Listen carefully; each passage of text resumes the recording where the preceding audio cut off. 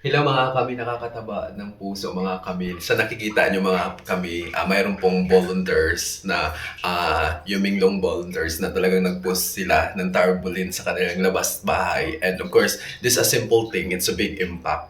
And of course, for me, talagang saludo ako sa inyo kung sino yung bumubuo sa nakaisip ito at pinaskin nila sa labas ng bahay nila na signed the petition for Yo Minglong, Justice for Yo Minglong. So nakakatuwa lang mga kami, gumising ako ng maganda yung araw ko. Gumising ako na may nakikita akong positibo na kung hindi nila kayang, sa loob ng China about the really, justice for Yo Minglong. At of course, ang international na talaga yung talagang nagpupush na para i-reopen po yung kaso ni Alan. And thank you sa mga supporters na nasa Pilipinas. And of course, I salute all OFW din na sumusuporta kay Alan na nagbibigay ng the full support, and of course nagbigay ng time na sign sa abas.org. I salute you all, madam, mga mi, thank you so much. And of course, hindi ako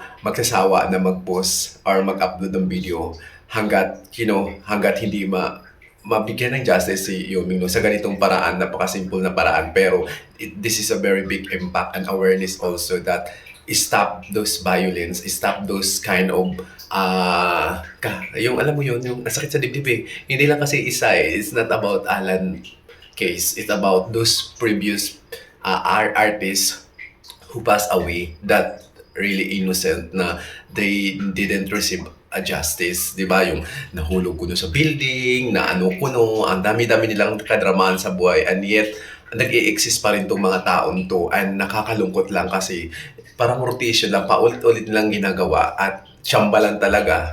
Ah, Talagang good luck for them talaga kasi nagkataon na tinabla nila si Alan. And for me, di ba, napakabuting taong itong taon to. Even top na may nagsasabi na dahil nga daw si Alan yung si Yuminglong ay may parang yung parang noong unang panahon, parang may siya blood ng royal family. So, yun yung binabasi nila na kaya nila inano sa alam mo yung ritual nila kasi nga napakahalaga pala ang papel ni Yo Minglong, which is this is a new generation mga kami. Dapat hindi na nila iisipin yung mga ritual-ritual na ini kasi napaka big impact sa kanila yung mga ritual na ginagawa nila na yung royalty blood, yung kasi si Yo Minglong napapabalitaan, di ba, na may royalty blood, yung mga kanununuan niya ay sa China, which is yun yung binibase nila, kaya talagang para sa kanila napaka-special si Yo Minglong. And kita din naman natin kung gaano po si Yo Minglong tumakbo yung karir niya. Artist siya, 'di ba? Pa siya, singer, tapos talagang pinagpagura niya. He did hardworking effort since the first time that nakita natin siya sa showbiz industry, and of course being an actor in C-drama, 'di ba? Nakita natin siya kung paano hindi po basta-basta yung ginawa niya dahil 2013 kung kabataan pa niya na sumama siya sa Happy Boys, yung sumali siya sa sa isang parang audition na naka top 5 siya, top 10 siya po, at kahit hindi siya nanalo pero nandoon yung pinaka niya na mahal niya yung ginagawa niya, mahal niya yung pag-acting niya, mahal niya yung singing career niya, napakaganda ng boses at napaka down to earth. Yun, makikitaan mo talaga na totoong tao talaga si Alan. And of course napaka-helpful niya since na yung mga babae, mga leading niya na tinutulungan niya sa red carpet. Yun doon talaga ako na kay Yo Minglong na itong taon to, napakabuting tao na may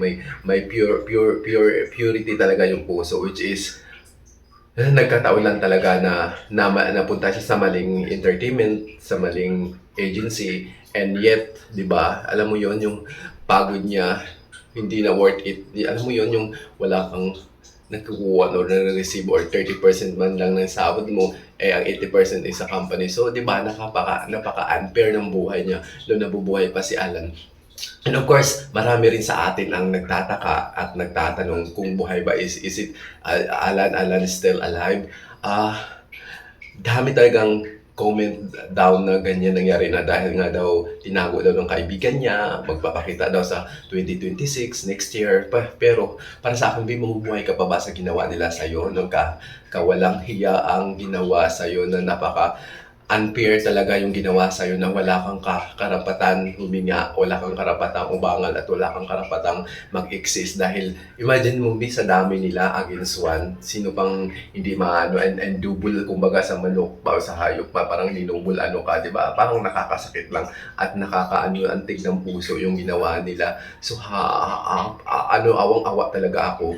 I'm not stopping making video, uploading video, and posting video to support Yo Minglong. And of course, I salute you all guys coming from the Philippines who are posting this tarpaulin outside the house, and to those group fans ni Yo Minglong and of course volunteer group, I salute you all for supporting. And this kind of things, small things, it's a big impact not only in the Philippines but all around the world. This is a wake up call that it's not about where you come from, whether you're from China, Philippines, Taiwan, or Japan or Korea. It's about humanity, being a human, because we are all human and we belong to God. And of course, parang awang-awa lang kasi ako. Nakakasad, di ba?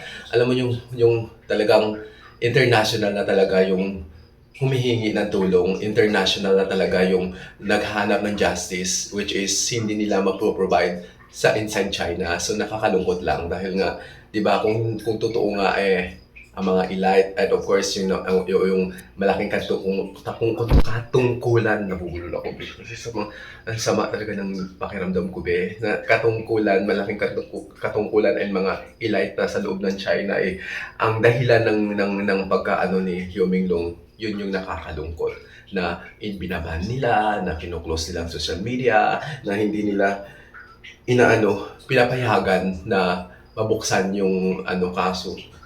Super lungkot na hindi mo maano talaga. Nalulungkot ako na hindi mo talaga maisip bakit na nagawa kay Alan. And nakakalungkot lang talaga na nangyari itong lahat na hindi mo inaasahan mga kami na so may sa mga nito sa volunteer na gumawa nito. I salute you guys. Lagi kong inuulit-ulit. Thank you so much. Thank you for making this happen. And of course, please to those people who are showing this tarpaulin and in that area, and of course spreading not only in the Philippines but globally, sana mag-sign petition na kayo. I-ano nyo na yung barcode yan, may barcode yan. And of course, sa mga nasa social media platform, please support to sign the petition. Just go to the Google and sign the abas.org. Dahil ngayon, nung chinek ko kahapon, nasa pa lang tayo, 726,000. And yet, 3 months na to, magti 3 months na tong sign petition na to. Talagang hinaharangan nila, pero we believe on God power and alam natin na tinutulungan tayo at hindi mananalo yung kasamaan. Parang nalulungkot lang ako dahil nga sobrang dami sobrang dami yung supporter niya, and of course ang dami, million po ang pinag-uusapan, millions po, and sa social media niya yung views niya umabot ang billion, 60 billions, and yet hindi pa rin natin nasusungkit even 1 million. Diba? Kakalungkot. Itong mga tao to talaga nag-i-exist. Mga scammer na to na talagang ginagawa nilang effort para ma-hold or hindi talaga madagdagan yung sign petition. Talagang nagma-magic to mga to. Pero naniniwala ako, I believe in God power. I believe that, ang kabutihan ay mananalo sa mga ganitong klaseng tao. So, i-pray lang natin guys, i-pray lang natin at laban lang tayo. Hindi tayo susuko, laban, adya, laban tayo at maging positibo tayo na makamit ni Yo Minglong ang justice, kasi deserve niyang makamit ang justice na dapat para sa kanya. Deserve niya